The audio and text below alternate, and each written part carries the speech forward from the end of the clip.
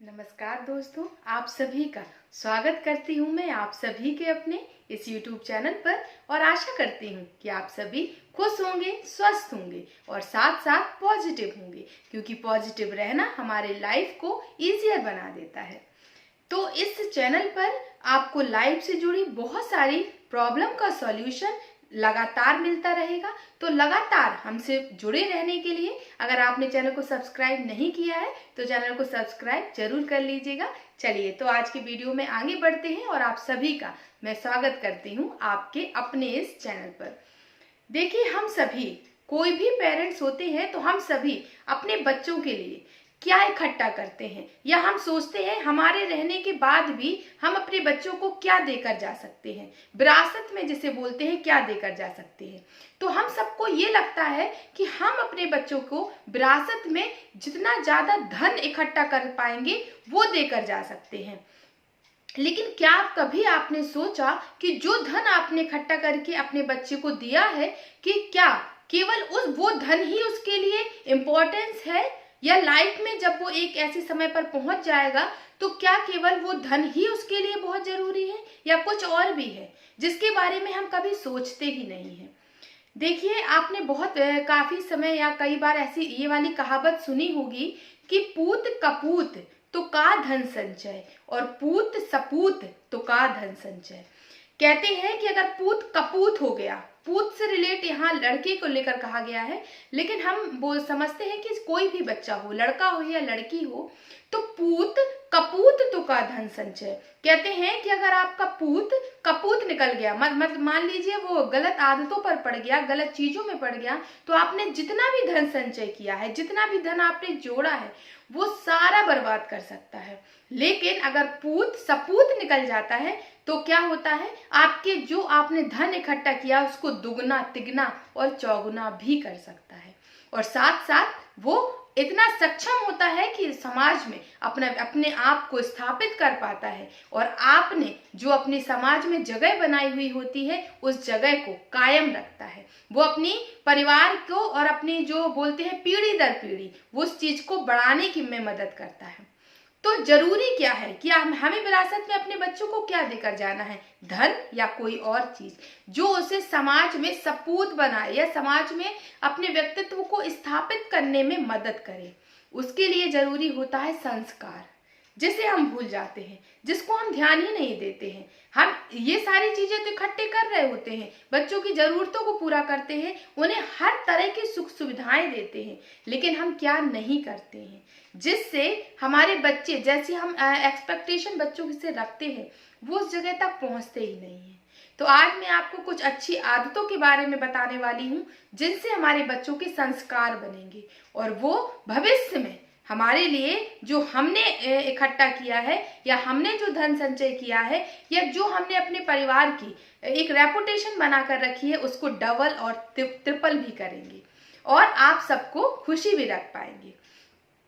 तो देखिए, अपने बच्चों को हर दिन, ये जो बच्चे होते हैं वो एक कहने का मतलब जिस तरह से सिंपल मिट्टी होती है उसको आप जिस आकार में ढाल दें वो उस आकार में ढल जाती है, और अगर उसको आपने मजबूती से नहीं ढाला, उसको अच्छी तरह से आग में नहीं तपाया तो वो कमजोर होती है। एक ठोकर मारेंगे आप और वो फूट जाता है घड़ा।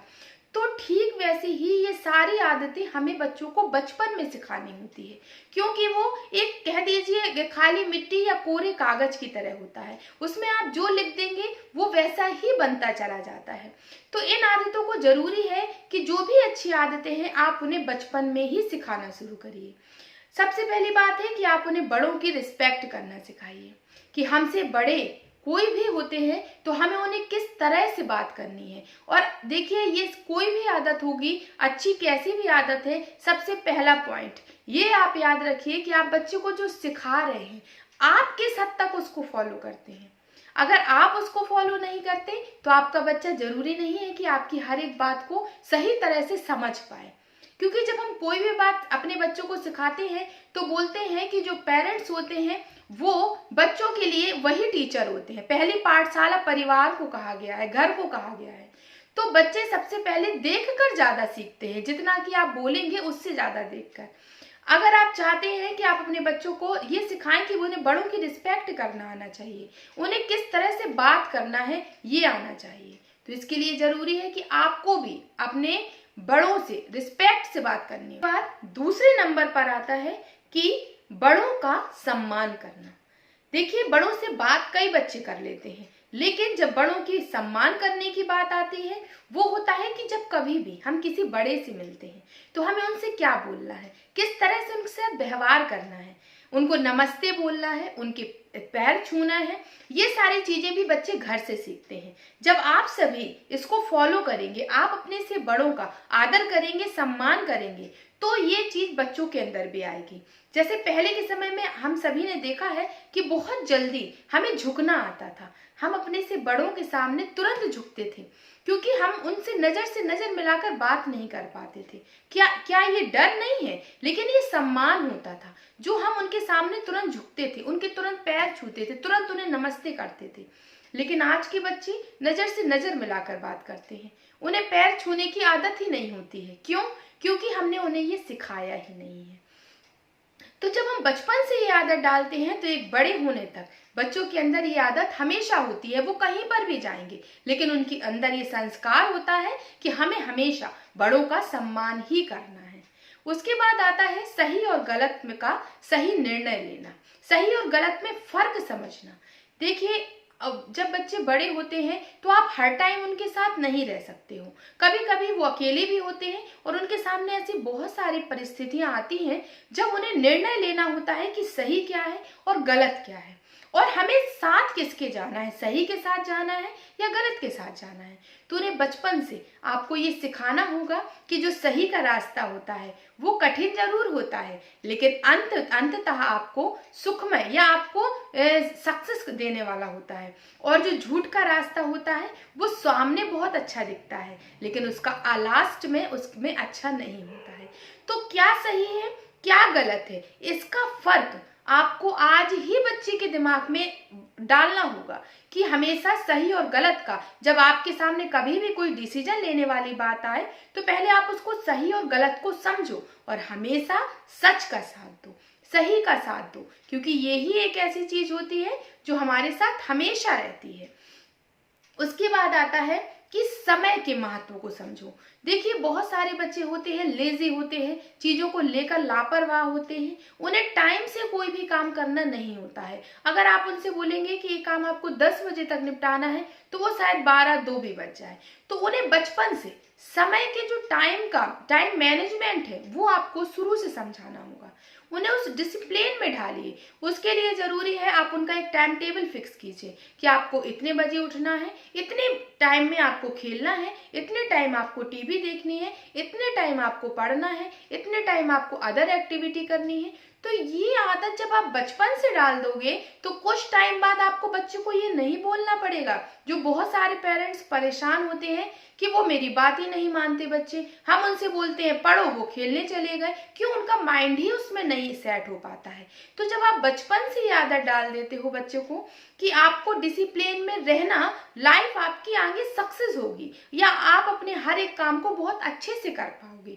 इसीलिए जरूरी है डिसिप्लिन में रहना, या हम कह सकते हैं कि अपने चीजों को, अपने दायित्व को, अपने काम को ज्यादा समय देना और सही तरह से समय देना। तो जरूरी है उन्हें टाइम मैनेजमेंट सिखाना।